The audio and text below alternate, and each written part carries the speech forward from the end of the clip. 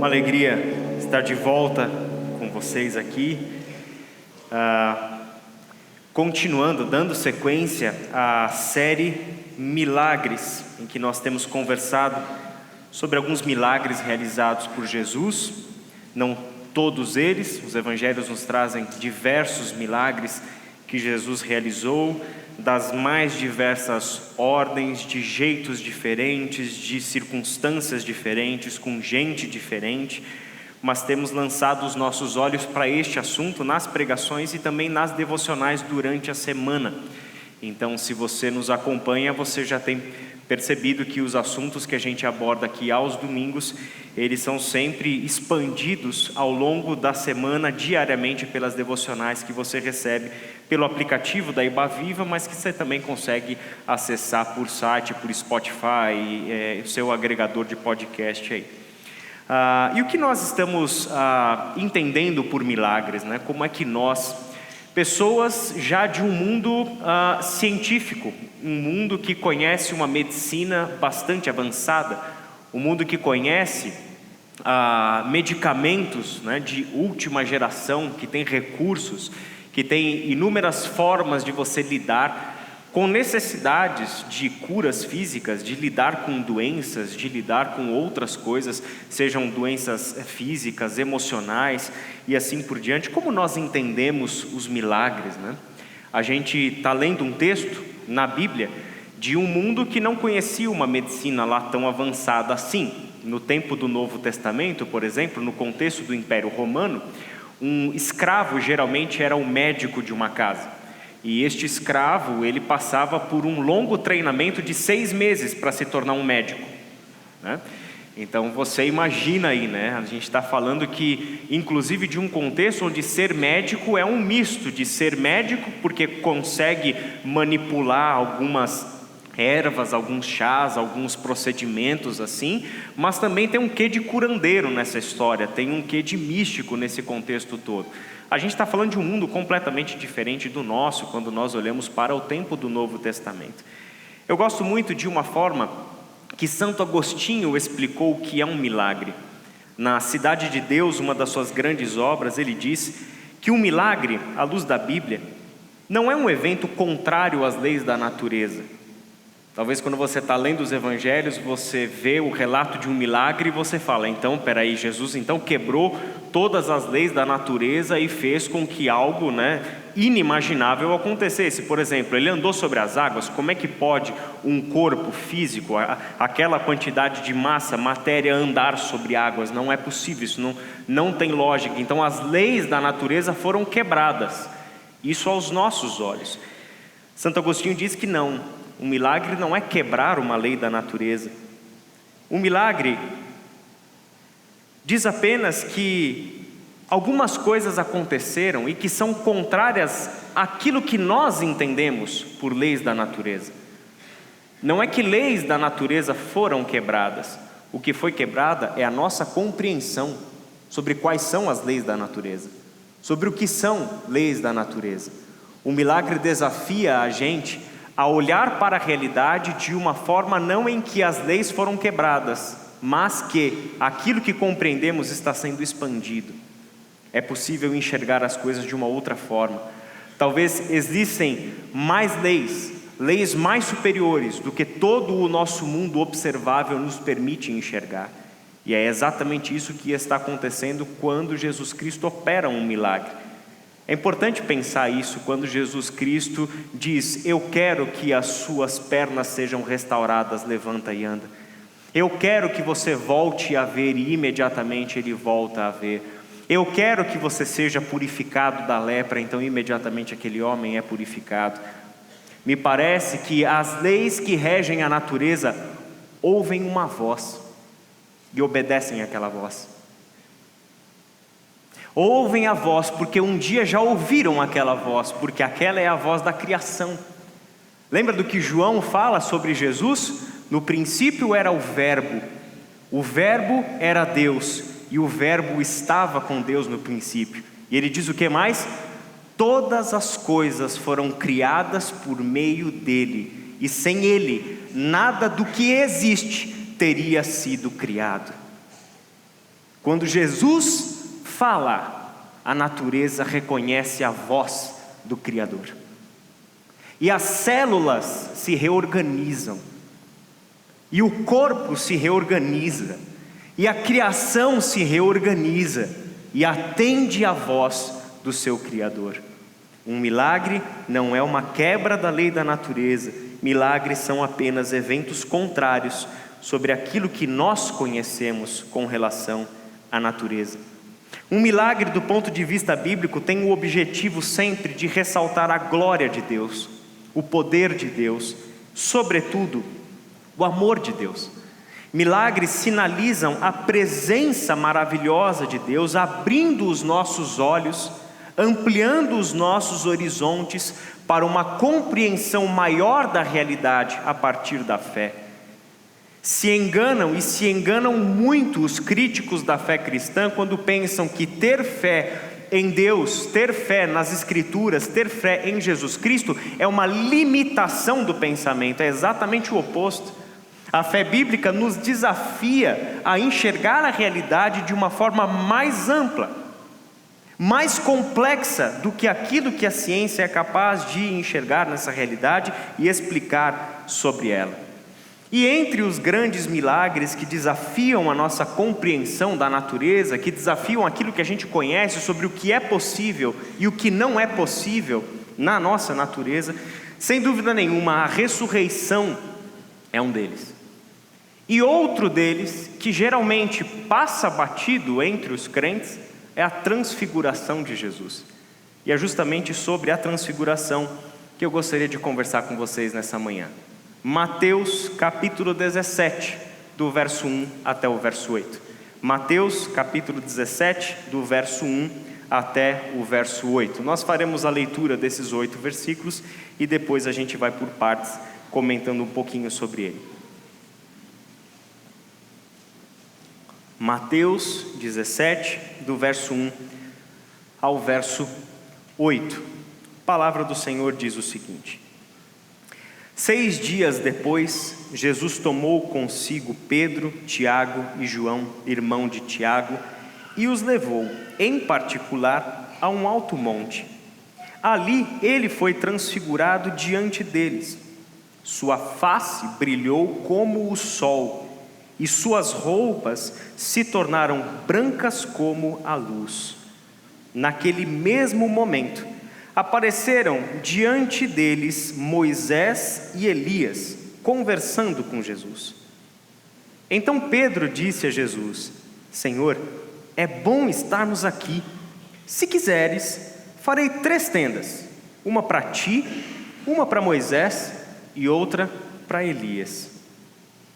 Enquanto ele ainda estava falando, uma nuvem resplandecente os envolveu, e dela saiu uma voz que dizia: Este é o meu filho amado, de quem me agrado, ouçam-no. Ouvindo isso, os discípulos prostraram-se com o rosto em terra e ficaram aterrorizados. Mas Jesus se aproximou, tocou neles e disse: Levantem-se, não tenham medo. E erguendo eles os olhos, não viram mais ninguém, a não ser Jesus. Vamos orar? Pai querido, te agradecemos por esta palavra, por este texto que nos conta algo extraordinário.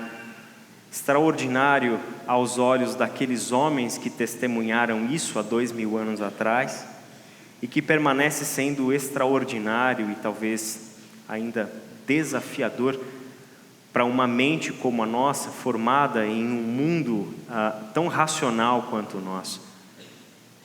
Por isso, Pai, nós carecemos, sobretudo, da iluminação do Teu Espírito, para que esta passagem, Senhor, seja compreendida por nós e que a mensagem que ela comunica seja assimilada e vivenciada por nós. Em nome de Jesus. Amém. O texto começa com uma fala que a gente não pode ignorar. Qualquer leitor curioso de um texto, e pelo menos atento de um texto, não começa lendo um texto que diz 6 dias depois, sem se perguntar: 6 dias depois do quê? Né? do que exatamente? O que aconteceu 6 dias antes, né? Porque Mateus começa narrando assim. E não apenas Mateus narra dessa forma. Mateus, Marcos e Lucas narram exatamente o mesmo milagre, o mesmo evento, a mesma experiência de Pedro, Tiago e João no Monte da Transfiguração. Todos eles começam com uma situação temporal. Eles nos colocam diante de uma nota, de uma consideração sobre o tempo em que este evento aconteceu. 6 dias depois para Mateus, 6 dias depois para Marcos e 8 dias depois, cerca de 8 dias depois, segundo a narrativa de Lucas. E o que aconteceu? Bom, você pode olhar para a sua Bíblia alguns versos anteriores, a gente não vai regredir muito no texto, mas 6 dias depois acontece lá no capítulo 16, o capítulo antes, a partir do verso 13, Jesus inaugura um novo momento dele e da sua relação e do seu ensino com os seus discípulos.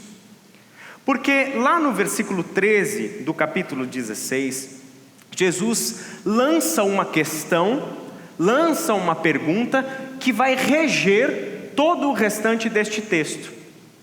Todo o restante desse texto, inclusive a transfiguração, está sendo regido por uma pergunta. E essa pergunta foi proposta por Jesus. Essa pergunta diz respeito à identidade de Jesus.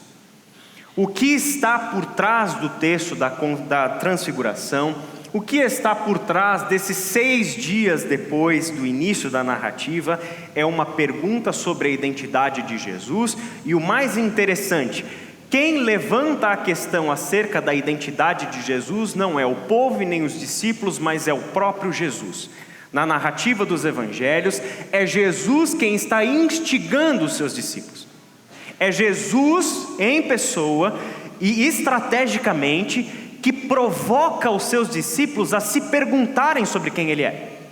É Jesus que quer que os discípulos pensem a respeito do assunto da sua identidade. Olha o que a gente lê lá no capítulo 16, versos 13 e 14. Jesus perguntando para os discípulos: quem os outros dizem que o Filho do Homem é? Filho do Homem era um jeito de Jesus apontar para si mesmo, falar dele mesmo. Então é um jeito dele dizer: quem as outras pessoas dizem que eu sou? O que é que está na voz do povo aí? O que é que está na boca do povo aí sobre mim? Quem eles dizem que eu sou? Eles responderam: alguns dizem que é João Batista, outros Elias, e ainda outros Jeremias, ou um dos profetas. A resposta é bastante diversa, concordam comigo? Alguns dizem que é João Batista, o primo dele, o sujeito que há pouco tempo atrás estava ali. Por que a possibilidade de ser alguém como João Batista, né? É por causa da pregação do reino de Deus. João Batista chegou anunciando a chegada do reino de Deus. Alguns dizem que tu és Elias. Por que Elias? Porque Elias, dentro da tradição bíblica, é o pai de todos os profetas, né? O profetismo clássico, como a gente aprende lá sobre Israel no Antigo Testamento, nasce com Elias, né? Então é de Elias e da sua atividade profética. Tremendamente as semelhanças entre João Batista e Elias são muito grandes, inclusive no jeito de se vestir, no jeito de se comportar, ser um bicho meio esquisito na sociedade. Tanto João Batista quanto Elias tinham isso também em comum. Daí acharem que João Batista também era Elias ou algo assim. Mas Elias, ele traz essa marca, né? Quando se fala de Elias, se fala no ícone de todos os profetas, a referência de todo profeta, que é o homem escolhido por Deus para falar ao povo da parte de Deus. É só Mateus que coloca que o povo dizia que ele era Jeremias. E por que Jeremias? Porque Jeremias foi o profeta enviado por Deus no período do exílio de Judá. E em Jeremias, Deus começou a falar ao povo sobre a nova aliança. E Jesus era então visto como alguém que talvez fosse, no espírito de Jeremias, na sequência, na ordem ali de Jeremias, estava trazendo aquela promessa da nova aliança. Não é à toa que quando chega na ceia, Jesus fala justamente sobre a nova aliança. Este cálice é a nova aliança no sangue. Essa é o cumprimento da promessa que o Senhor deu para o povo por meio de Jeremias. E ainda um dos profetas. Bom, nenhuma dessas respostas está correta, na verdade, você sabe disso, né? Mas elas têm uma coisa em comum. O povo reconhecia Jesus como um profeta. Todos estes homens eram profetas, homens escolhidos por Deus, vocacionados por Deus e enviados por Deus ao seu povo com uma mensagem. Sempre essa mensagem é uma mensagem de arrependimento, de renovação, de chamado a uma nova realidade com Deus e assim por diante. Então o povo reconhece em Jesus um profeta. O movimento parte de Jesus. Quem o povo diz que eu sou? E diante das respostas que ele ouviu dos discípulos acerca do povo, Jesus volta a pergunta para os discípulos. E vocês? Perguntou ele. Quem vocês dizem que eu sou? Simão Pedro respondeu: Tu és o Cristo, o Filho do Deus vivo. Resposta do aluno que senta na primeira fileira e acerta quando a professora pergunta, né? Tu és o Cristo, o Filho do Deus vivo. Resposta precisa, certinha. Falou as duas coisas fundamentais acerca de quem é Jesus. Ele é o Cristo e ele é o Filho do Deus vivo. Ele é o Cristo significa que tu és o Messias. Tu não és um dos profetas. O Senhor não é Elias ou alguém semelhante a Elias. O Senhor não é Jeremias ou alguém semelhante a Jeremias com a mensagem de Jeremias. Não, tu és o Messias, o Cristo. Tu és o Filho de Deus. A resposta precisa de Pedro. A resposta precisa. Mas Pedro, não se anima não, porque Jesus em seguida vai dizer o seguinte: Pedro, você é feliz, porque essa resposta não veio da tua cabeça. Ele achando que tinha acertado, mas na verdade foi o Pai que te revelou isso, Pedro. Ninguém chega a essa conclusão sobre mim se o Pai não te revelar isso do alto. Você é feliz, Pedro, porque a você foi dado compreender quem de fato eu sou. A você foi dado o entendimento, a iluminação, para que perceba que o Nazareno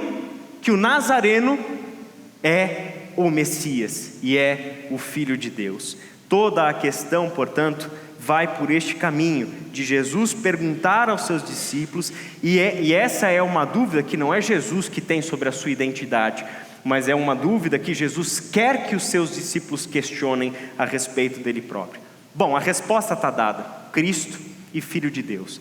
Só que esta resposta que muitos judeus teriam dado acerca de quem é o Messias, o que se esperava sobre o Messias, a libertação de Israel, a restauração do reino de Davi e toda a imagem por trás do Messias esperado do povo de Deus, Jesus tinha algo a dizer para os seus discípulos.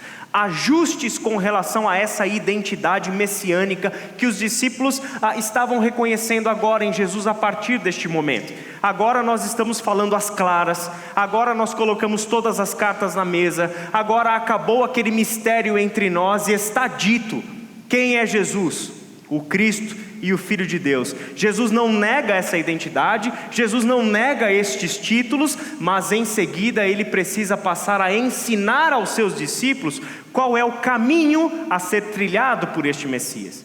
E isso os discípulos não esperavam, e isso a esperança do Messias do Antigo Testamento não trazia. Era necessário que Jesus passasse a ensinar os seus discípulos sobre quem ele era. Olha o que diz no verso 21 do capítulo 16. Desde aquele momento, que momento? O momento em que Pedro acertou a pergunta: Tu és o Cristo, o Filho do Deus vivo. Então, desde o momento daquele diálogo de Jesus com os discípulos e da confissão de Pedro, Jesus começou a explicar aos seus discípulos que era necessário que ele fosse para Jerusalém. Preste atenção nesta explicação de Jesus. Jesus começou a explicar para os discípulos que era necessário que ele fosse para Jerusalém e sofresse muitas coisas nas mãos dos líderes religiosos, dos chefes dos sacerdotes e dos mestres da lei, e fosse morto e ressuscitasse ao terceiro dia. Essa é a cena em que Pedro ouve essas coisas de Jesus, chama Jesus à parte tipo como o André faz todo dia com o Renan, sabe, dando uma bronca, chama a parte e começa a falar o seguinte: Jesus, vira essa boca para lá, que história é essa? De ir para Jerusalém para ser rejeitado, morto e ressuscitar? Isso não tem nada a ver. É nesse momento, é nessa cena que Jesus olha para Pedro e diz: para trás de mim, Satanás, porque você pensa nas coisas terrenas. A sua cabeça está naquilo que os seus olhos conseguem enxergar. A sua forma de pensar está determinada pelas lógicas e pelos limites do raciocínio de uma mente humana. Você não pensa nas coisas do alto. Por isso ele recebe a palavra de Pedro como uma palavra de tentação, que o afastaria do caminho da cruz, que o afastaria do caminho do sofrimento, da rejeição e da morte. Ele recebe aquelas palavras como palavras tentadoras, para que Jesus se amoldasse à forma humana de pensar. O Messias está destinado ao trono e não à cruz. O destino do Messias é glória e não sofrimento. O destino do Messias é governar sobre tudo e não ser subjugado pelos líderes religiosos e pelas autoridades romanas. De jeito nenhum, o caminho é outro. Essa é a lógica humana com a lógica divina, colidindo. E então Jesus começa a ensinar isso para os seus discípulos. Bom, agora a gente pode voltar lá no texto. 6 dias depois, o que aconteceu? Jesus tomou consigo quem?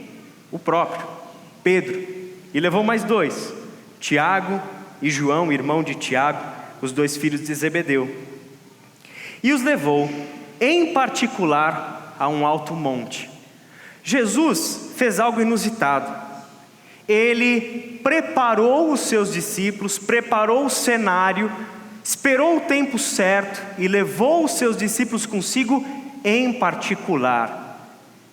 Ele tinha algo a mostrar para esses discípulos, a vivenciar junto com esses discípulos, mas Jesus teve o cuidado para que isso não fosse público, para que isso não fosse algo experimentado e visto por todos, mas Ele o fez em particular com estes 3, Pedro, Tiago e João. Jesus chamou eles em particular e levou eles para um alto monte. O monte dentro da Bíblia, gente, tem uma simbologia fantástica. Foi no monte que Deus deu a lei para o povo. Foi no monte que Deus pediu para Abraão o sacrifício de Isaac. Foi no monte que Jesus foi crucificado. Foi no monte que Jesus sofreu, o monte do Getsêmani. Você percebe? O Monte das Oliveiras. Você percebe? O monte tem uma simbologia de um sair do ordinário e do cotidiano e adentrar uma nova realidade, onde Deus vai falar. O sair de um contexto comum, o sair das circunstâncias comuns e ir para um espaço de uma intimidade mais profunda com Deus, onde o falar e o agir de Deus serão presenciados. O monte também tem uma simbologia não só da subida física de um monte, mas uma subida e elevação interior. Israel olhava para os montes, toda a simbologia presente dos montes, e Jesus traz estes 3 para o alto do monte, juntamente com ele. Existem, portanto, diversos ecos nas Escrituras sobre este evento que Pedro, Tiago e João estão para presenciar juntamente com Jesus. Um eco da transfiguração se encontra em Êxodo capítulo 24, verso 1. Todo o capítulo 24, você pode anotar para ler hoje à tarde, depois do almoço, não é para dormir, é Êxodo 24. Depois, Deus disse a Moisés: subam o monte para encontrar-se com o Senhor. Falando para Moisés: você, Arão, Nadab e Abiú, e 70 autoridades de Israel, adorem à distância. Interessante, esse povo foi formado com essas narrativas do Êxodo, porque você sabe que para o povo judeu, para o povo de Israel, o Êxodo é a marca maior da sua identidade. Quem eles são? A resposta está no Êxodo. Quem Deus é? A resposta está no Êxodo. O Êxodo é a narrativa que dá moldura para toda a história bíblica. Essas pessoas foram criadas, assim como eu crio meu filho Caio, ouvindo as historinhas do Êxodo, ouvindo sobre isso. E essa história de Jesus pegar à parte 3 discípulos e subir no alto do monte, a gente já viu uma cena dessa. Deus chamou Moisés para que pegasse 3, mais 70 autoridades de Israel. Interessante porque Lucas fala que Jesus enviou 70 discípulos. Existia tanto o número dos 3, quanto o número dos 12, quanto o número dos 70. Nas numerologias, brincadeiras à parte, dos evangelhos acerca de Jesus. Chamar 3 à parte para subir no alto do monte para ouvir Deus falar. Existe algo interessante que está acontecendo aqui. Isso é um dos ecos da transfiguração dentro da Bíblia. Mas aí o que acontece quando eles sobem no monte? Jesus faz todo esse movimento, leva os 3 para o alto do monte, e ali acontece algo extraordinário. Ali ele foi transfigurado diante deles. Sua face brilhou como o sol, e suas roupas se tornaram brancas como a luz. A sua face, ele foi transformado na sua feição. A palavra transfiguração em grego é a que você conhece hoje como metamorfose. Metamorfose é a transliteração da palavra grega que a gente traduz como transfiguração, transformação. Ele, Jesus, diante dos olhos dos 3 discípulos, teve o seu semblante transformado, de modo que o seu rosto, olha essa expressão de Mateus, não é que o rosto dele tinha um brilhozinho, o rosto dele, sua face, brilhou como o quê? O sol. Não é brilhar como uma vela, não é brilhar como uma candeia, mas é brilhar como a referência mais esplendorosa que eles tinham de luz, o sol. O sol. O seu rosto brilhou como o sol, e as suas roupas se tornaram brancas como o quê? A luz. A luz. Um ser repleto de luz. Esse é Jesus transfigurado diante dos olhos dos seus discípulos. Eu fico imaginando a cara dos 3 diante dessa cena. Eu fico imaginando o que passou pela cabeça deles essa cena. Sabe por quê, gente? Porque essa cena, ela tem tudo a ver com aquilo que João escreveu sobre quem é Jesus lá no início do seu evangelho. No princípio era o verbo estava com Deus, o verbo era Deus e etc. E no verso 9 ele diz: estava chegando ao mundo a verdadeira luz, que ilumina todos os homens. Luz que as trevas não podem derrotar. Sabe por quê? Porque essa não é uma luz derivada, é a luz das luzes. Ele é luz de luzes. É luz na mais pura essência e forma. É luz de verdade. A verdadeira luz estava entre nós. Trevas não podem derrotar esta luz. 1 de João, capítulo 1, verso 5. Deus é luz. Não apenas Deus ilumina, não Deus possui luz, Deus é pura luz. E nele não há treva alguma. O apóstolo Paulo, por 3 vezes no livro de Atos, se conta a sua conversão, seu encontro com Jesus. E quando você lê Atos 26, 13, olha como ele testemunha o encontro dele com Jesus ressuscitado. Por volta do meio-dia, ó rei, estando eu a caminho, vi uma luz do céu, mais resplandecente que o sol, brilhando ao meu redor e ao redor dos que iam comigo. Olha a maneira de Paulo descrever o encontro com o Cristo ressuscitado. Rei, e ele está num contexto de julgamento, ele está falando para o rei: rei, é o seguinte, eu estava andando e era meio-dia. Por que dizer que é meio-dia? Porque é o momento em que o sol está no seu ápice, é o momento máximo ali do sol, como eles conheciam isso.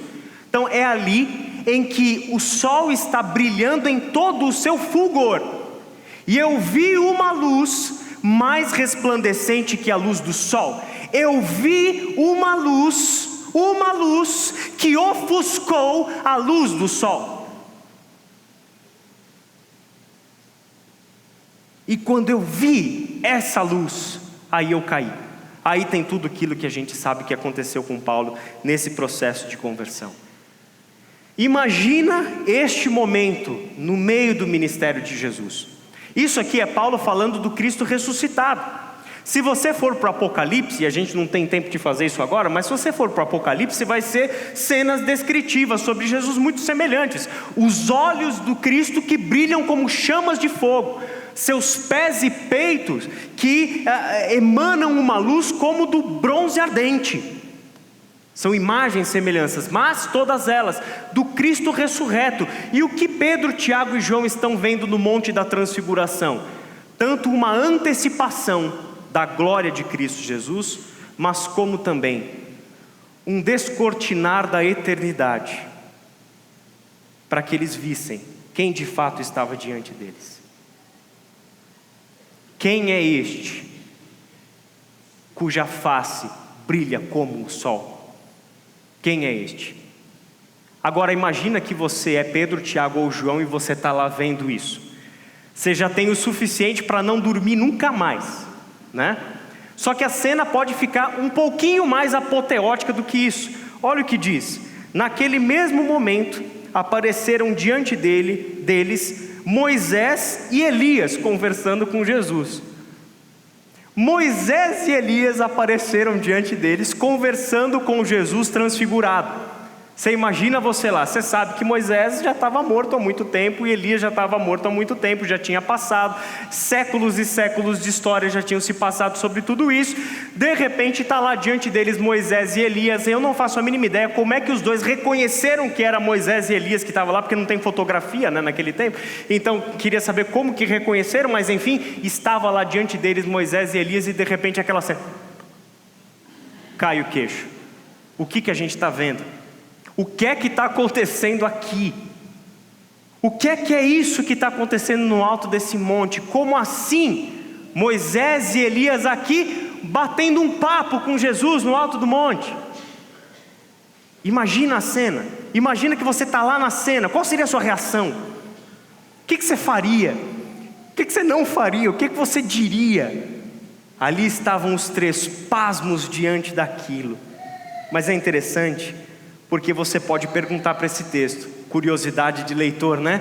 Sobre o que eles estavam conversando, será? Um bate-papo entre Jesus, Moisés e Elias. É só perguntar para o Evangelho de Lucas, porque o Evangelho de Lucas fala para a gente sobre o que eles estavam conversando. Moisés e Elias apareceram em glorioso esplendor e falavam sobre a partida de Jesus, que estava para se cumprir em Jerusalém. Moisés, o libertador de Israel lá no tempo do Êxodo, por meio de quem Deus deu a lei para o seu povo. Elias, quem é? Um representante dos profetas, como a gente já disse. Quem está conversando com Jesus no alto do monte? A lei e os profetas. E eles conversam com Jesus sobre o quê? Sobre o quê? Sobre a sua partida. O texto original em grego diz que eles conversavam sobre o seu êxodo. Êxodo é partida. Sobre o seu êxodo. Moisés entendia de êxodo. Elias entendia de êxodo. Jesus entendia de êxodo. Todos eles sabiam o que era o êxodo. A história de provação, de privação, mas ao mesmo tempo, história da intervenção de Deus, história de libertação, história de cumprimento de promessa, história de Deus levar adiante o seu plano de redenção, cumprindo a promessa que um dia fez para os seus antepassados.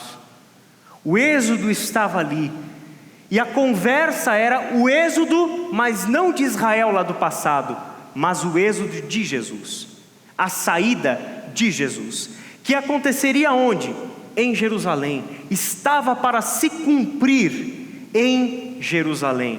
Preste atenção nas palavras, não apenas estava para acontecer, mas estava para se cumprir.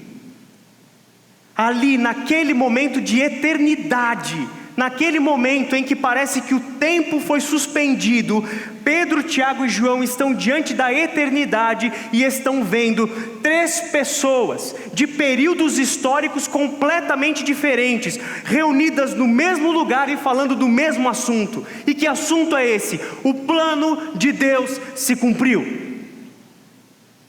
O plano de Deus se cumpriu. O Deus de Abraão, de Isaque e de Jacó, o Deus de Moisés, o Deus de Elias, não falhou. Ele é fiel e o seu plano está aqui se cumprindo. E para você, Pedro, Tiago e João, anote aí, porque esta é a segurança que vocês podem ter de que Deus é fiel e o seu plano não falhou, e o seu plano não falhará. É isso que você está vendo, a lei e os profetas conversando com aquele que cumpre plenamente o plano de Deus. No versículo 4, diz que Pedro, tão estarrecido com essa cena, disse assim: Senhor, é bom estarmos aqui. Se quiseres, faremos 3 tendas, uma para ti, uma para Moisés e uma para Elias. Senhor, vamos armar aqui um acampamento e nunca mais descer desse monte. Vamos ficar aqui. Olha que coisa linda. A gente não sabe ao certo, com total clareza, o que Pedro queria dizer com isso. Se é só uma maluquice de quem estava com a boca aberta e não sabia o que dizer e falou alguma coisa. Se é alguém que estava fazendo uma referência à festa das cabanas, que era o contexto dessa passagem, ou se era alguém que estava fazendo uma referência à tenda do encontro, por meio de quem Deus falava com o seu povo. A gente não tem clareza. O que a gente sabe é que Jesus e nem Deus responde a esta proposta de Pedro de armar as 3 tendas, uma para Jesus, outra para Moisés e outra para Elias. O plano se cumpriu. Depois da ressurreição, Jesus encontrou com 2 discípulos saindo de Jerusalém, indo em direção a Emaús, e eles estavam tristes porque Jesus tinha morrido, tinha sido crucificado, e as suas esperanças tinham ido embora. Só que aí Jesus chega, começa a caminhar com esses 2, começa a ouvir as perturbações do coração deles, começa a ouvir o porquê que a esperança tinha ido embora, e aí Jesus começa a expor para eles as Escrituras, e dizer para eles, começando por Moisés e por todos os profetas, explicou-lhes o que constava a respeito dele em todas as Escrituras. A lei e os profetas, a totalidade das Escrituras, dão testemunho de que este é Jesus, este é o Messias, e o caminho do Messias é ir para Jerusalém, ser rejeitado pelas autoridades, ser crucificado, 3 dias depois ressuscitar e poder dizer: está consumado, eu estou fazendo novas todas as coisas. Por isso, a identidade de Jesus, lembra que eu disse que existe desde o capítulo 16, verso 13, a questão da identidade de Jesus regendo toda essa história. Enquanto Pedro estava pensando em 3 tendas,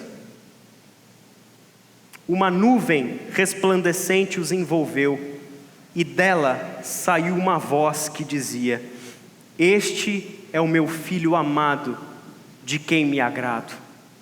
Ouçam-no. Ouçam. Este é o meu filho amado, de quem eu me agrado. Bom, aqui está a resposta sobre a identidade de Jesus. Agora, quem fala sobre a identidade de Jesus? Não é o povo, e não são os discípulos, mas o próprio Deus.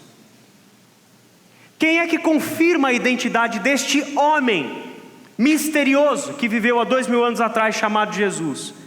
É o próprio Pai, que nesta cena, com aquelas 3 testemunhas, mas também as 3 testemunhas discípulos, mas também as 2 testemunhas trazidas do passado, Moisés e Elias, ouvindo o Pai dizer: este é o meu filho amado, em quem eu me agrado. E diz mais: ouçam ele. Ouçam-no. Ouçam-no significa: tapem os seus ouvidos para todas as outras vozes. Tapem os seus ouvidos para todas as distrações deste mundo. Cancele todas as outras vozes que reivindicam uma figura messiânica na tua vida, porque eu só tenho um filho. Este filho é aquele que eu enviei, e é somente a ele que vocês devem ouvir. Deste filho testemunham a lei e testemunham os profetas. Deste filho é que eu estou fazendo uma nova criação. Este é o meu filho. Então ouçam ele e a ninguém mais. Ao fazer isso, Deus confirmava também para Jesus algo importante, porque Jesus já tinha ouvido do Pai esta palavra no momento do seu batismo. Em Mateus capítulo 3, verso 17, então uma voz dos céus disse: este é o meu filho amado, de quem me agrado. Meu irmão, minha irmã, em quem Jesus se sustenta? Em que Jesus se sustenta? O que dá a Jesus o que ele precisa para ser o Messias que enfrentará rejeição, sofrimento, cruz, morte? O que dá a Jesus a segurança para dizer não para todas as vozes, para todas as tentações de Satanás em pessoa, no verso exatamente seguinte desse do batismo, quando ele é levado para o deserto para ser tentado por Satanás? O que é que dá para ele o poder de dizer não a todas as tentações deste mundo, que desviavam ele do seu caminho? O que dá a Jesus o poder que ele precisa para ouvir somente a voz de Deus, é a voz de Deus que diz: você é o meu filho.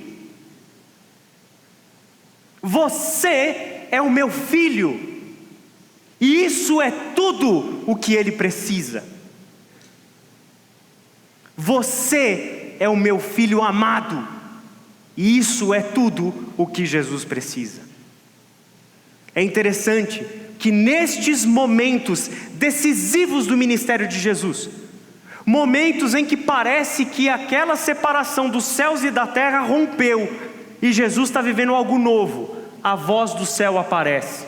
No seu batismo, quando em seguida em espírito ele é levado ao deserto para ser tentado por Satanás, e depois na transfiguração. Existe um outro momento, onde um eco da filiação aparece na boca de Jesus. Sabe quando? Quando ele está na cruz do Calvário, perguntando ao Pai: por que me abandonaste? A sensação que a gente tem é que Jesus está dizendo: eu fui abandonado pelo meu Pai. Só tem um detalhe: só faz uma afirmação dessas a partir da consciência de que é filho e que tem um pai.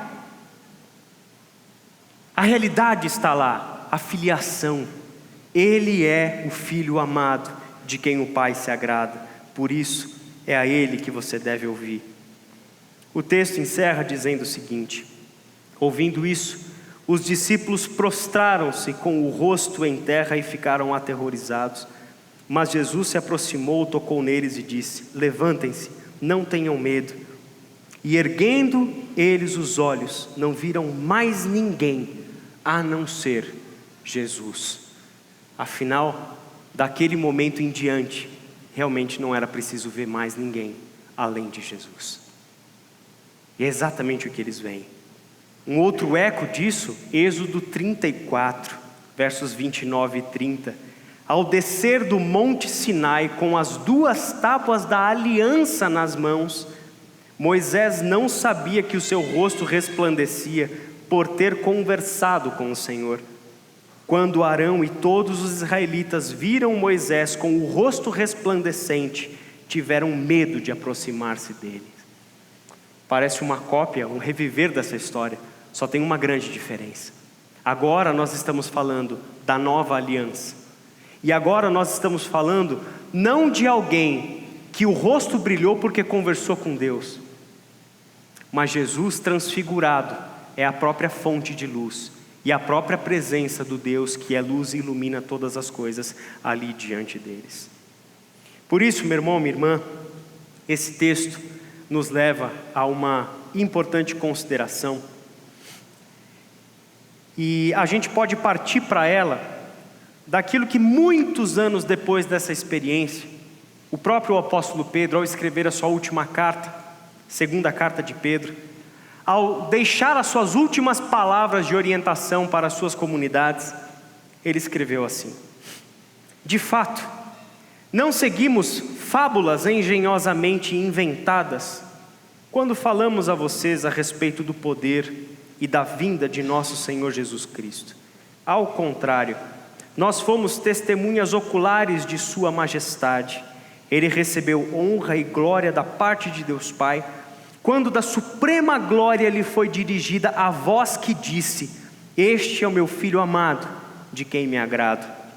Nós mesmos ouvimos essa voz vinda dos céus, quando estávamos com ele no Monte Santo. Pedro está nos seus últimos dias de vida, e quando escreve a sua carta testamento, segunda carta de Pedro, o que é que ele tem vivo na sua memória? O Monte da Transfiguração, a cena de estar diante do Cristo transfigurado, e de ter ouvido dos céus a voz que dizia: este é o meu Filho, este é o meu Filho amado, a ele ouvi, ouçam-no. Isso se torna para Pedro e para os primeiros cristãos um selo de autenticidade do Evangelho. Ou você crê nisso, ou não faz nenhum sentido continuar a chamar Deus de Pai e Jesus de Senhor. Ou você crê que num dia comum em que Jesus pega 3 discípulos, sobe com eles em particular para o alto do monte, algo completamente extraordinário como a transfiguração aconteceu, porque é isso aqui que sustenta a fé desses homens, porque são experiências como essas que dão a estes homens o poder de colocar a cabeça a prêmio para levar ao mundo esta mensagem. Porque exatamente realidades vistas, testemunhadas por eles, com os próprios olhos, que levaram esses homens destemidamente a pagar o preço, a pagar o martírio, a pagar com a vida, o levar este Evangelho, para que hoje você e eu estivéssemos aqui ouvindo essa palavra. Parte da nossa cultura afirma que não existem milagres, nega a existência de Deus, e quando muito reconhece que Jesus foi um judeu comum, com ideais de justiça e de amor, mas que em nada ele difere de tantos outros homens e mulheres com ideais de justiça, paz e amor que viveram antes e depois dele.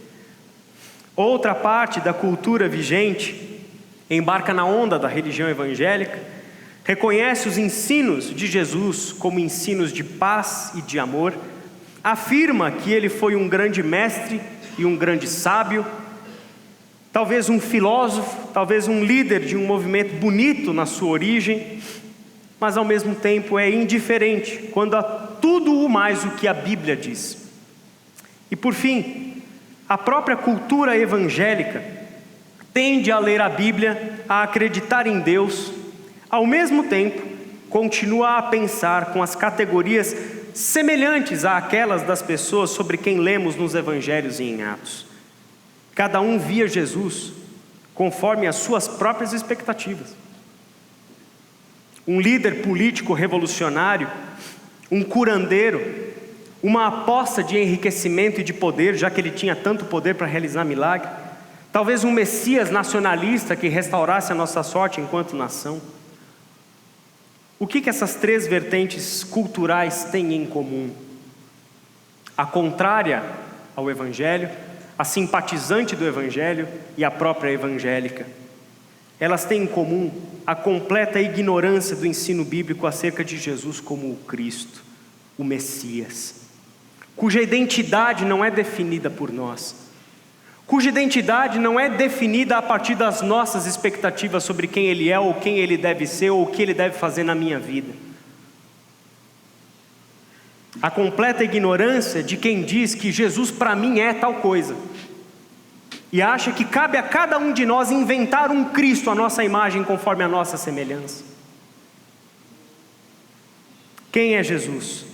A pergunta continuamente formulada por aqueles evangelistas permanece cortante e inquietante e nos provoca diariamente a uma resposta.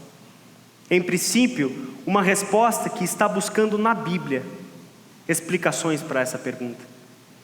Está buscando na totalidade das Escrituras a resposta para a pergunta: quem é Jesus?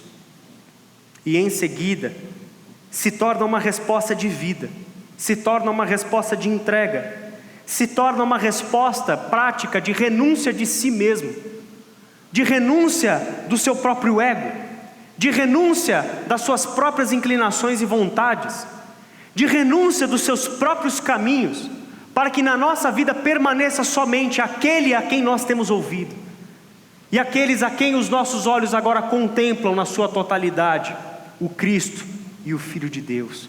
A Ele ouvi, e somente a Ele ouvi.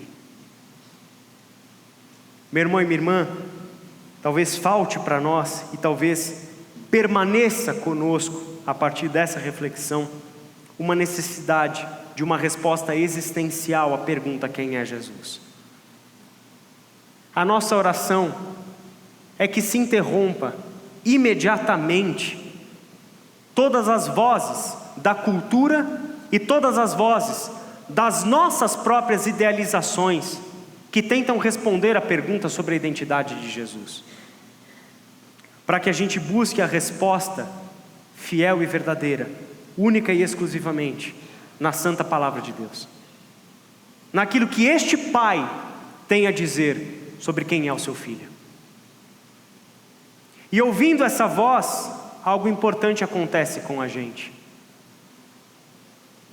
Porque se de fato cremos no Cristo, se de fato cremos neste Filho de Deus, a quem devemos ouvir, nós podemos dizer, por graça divina, de que nós fomos adotados como seus filhos. E agora, em Jesus, também podemos chamar Deus de Pai. E quando nós enfrentarmos as nossas crises, e quando a pergunta, quem é Jesus, virar a pergunta, quem sou eu? A resposta não será dada pelas coisas erradas que você já fez. A resposta não será dada pelo seu passado. A resposta não será dada pelo que as pessoas falam sobre você. A resposta não será dada pelo que você pensa de você mesmo, para bem ou para mal. A resposta será dada por aquele mesmo Pai que diz sobre o seu Filho: você é o meu Filho amado. E isso é tudo e a única coisa que você precisa saber. Você é o meu Filho